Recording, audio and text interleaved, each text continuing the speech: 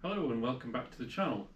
In this video I'm going to take the cheapest boroscope I could find on Allegro, not the car Allegro, the online marketplace Allegro. I'm going to have a look inside the cylinders of the engine.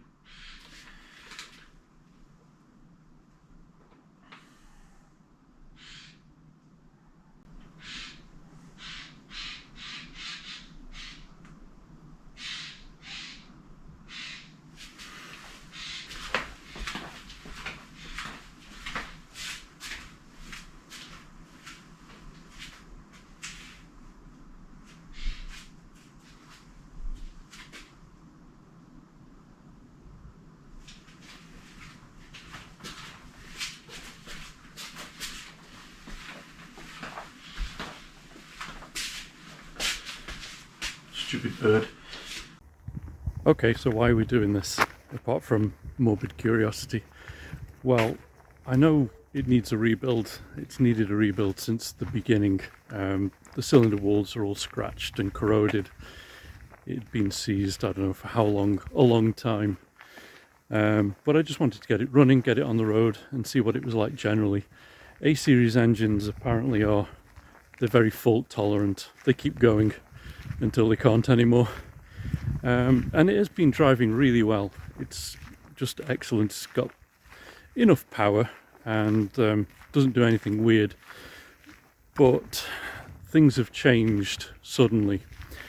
So last week I went for a drive to the Vienna Car Museum in Oawa. That was about a 80-kilometer round trip, not more than that. And I also went to the Wrocław's car meetup in Mongolia, which is about a 10-kilometer round trip. So basically about 100 kilometers, not more than that. And over that distance, she burnt, not leaked, about 100 milliliters of oil. So I could see that the dipstick had gone down to just over the halfway mark. It was a big drop. And I know it's hard to believe that an A-series engine doesn't leak, but it doesn't leak. So it had been burnt. A sudden change like that is definitely a warning sign.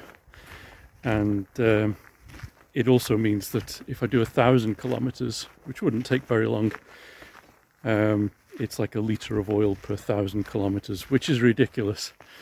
I think more to the point though, it's a sign that it's really had enough.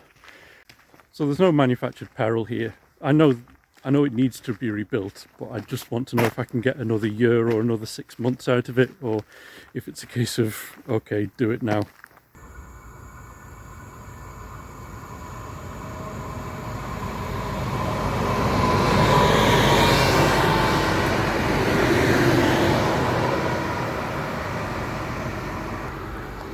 Always nice to see an impulse too. Okay, so this is the boroscope, and it was about 120 something zlotys. That's about 30 quid in your money. So there you go, it's really simple, you just switch it on and off you go.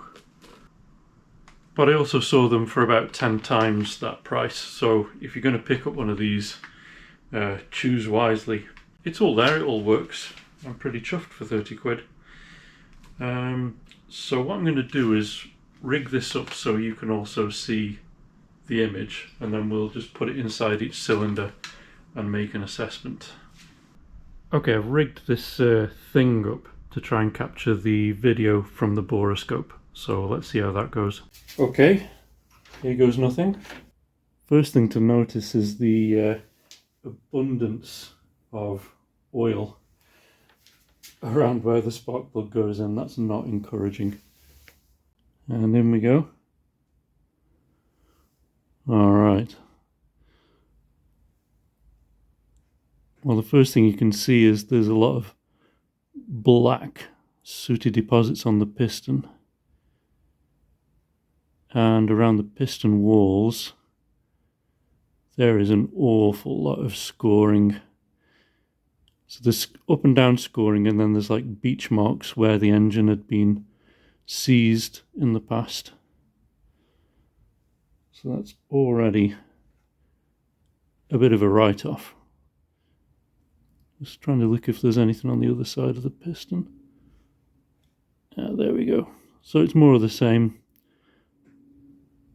Big beach mark all the way around. Lots of scoring and pitting. Okay. What's behind door number 2? Oh. Well, this is even better. We've just got liquid oil on top of the piston there. See that green thing? So that is oil just directly coming into the cylinder. And again, if I can get the angle right, lots of pitting, scoring, really knackered. What's that huge thing there?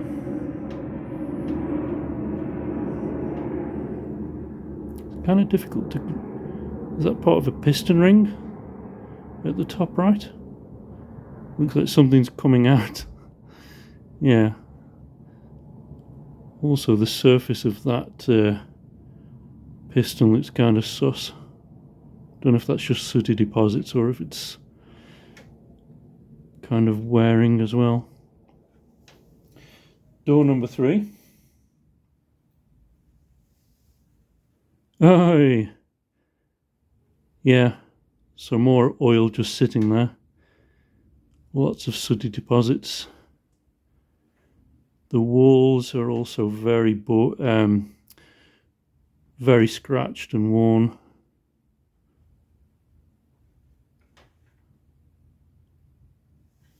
And door number 4.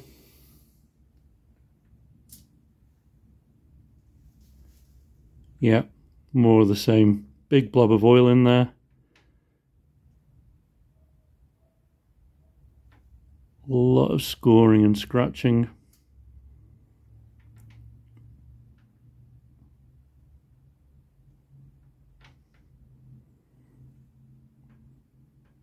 You can see there the beach marks. I wonder if we can just turn the engine over a little bit. Obviously not with the starter motor.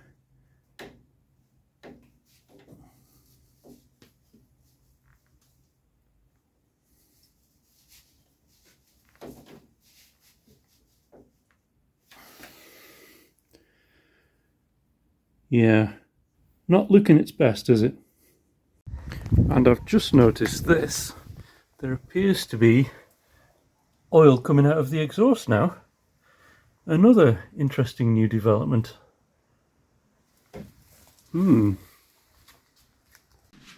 So the 30 quid boroscope from Allegro, excellent. The Allegro itself, kind of less excellent, but we can fix that. The other thing I wanted to do was a compression test.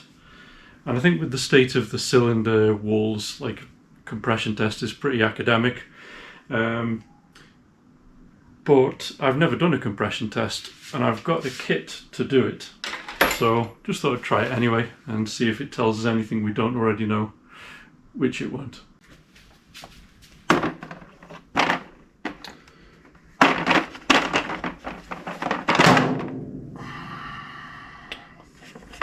I think it's this one.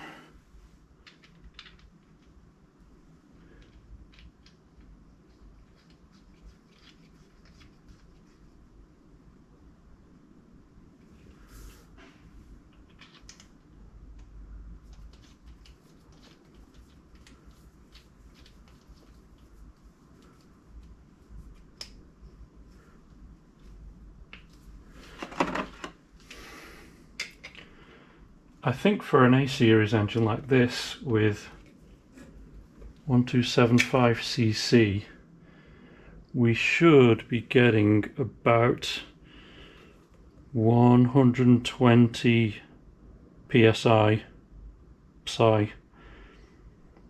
or higher. So we'll see.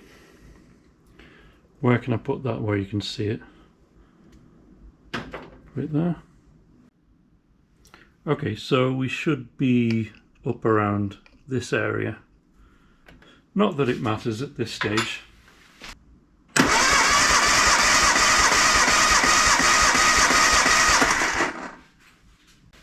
Hey, not bad. It's like nearly 175 psi. Okay, so we've got good compression at least.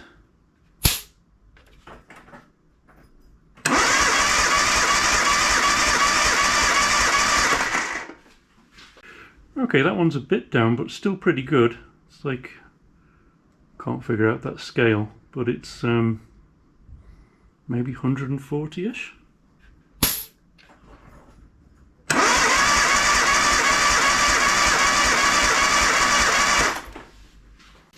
Yeah, about the same.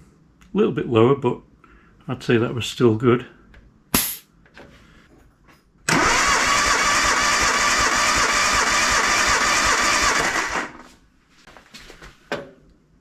Wow, that's insane. So the compression's really good. But I guess this shows you that compression isn't everything. Well, I am amazed at how high those compression figures are, but it doesn't tell the whole story, does it? You could say that all that oil and soot in the cylinders is going to seal things up very nicely, at least when it's cold and not running, like in a compression test. So you've seen the walls, you've seen the state of things inside, and we know the history of the engine, so no more messing about. It needs a rebuild, and it is going to the rodeo. So next thing I need to do is a bit of planning. I am going to outsource it. I'm not going to do it myself. I just don't have the time realistically to do it, and I want a really good job doing of it. I want it to be, you know, bang on the factory spec, and yeah, it'd be a good autumn and winter project. And then in the new year I might do some videos about how to run it in, and once it's run in, do some more ambitious expeditions with it. There's one charity run that I would really like to do, where a bunch of old cars, thousands of them, drive from one part of Poland to another. It usually takes 2 or 3 days, and it's so uncompetitive, people even enter it on push bikes and combine harvesters. That rally's always looked like a real blast, and it'd be nice to enter the Allegro in it. We'll see. So I'm going to get some quotes and do a bit of thinking, and maybe in the next video we'll be taking the engine out.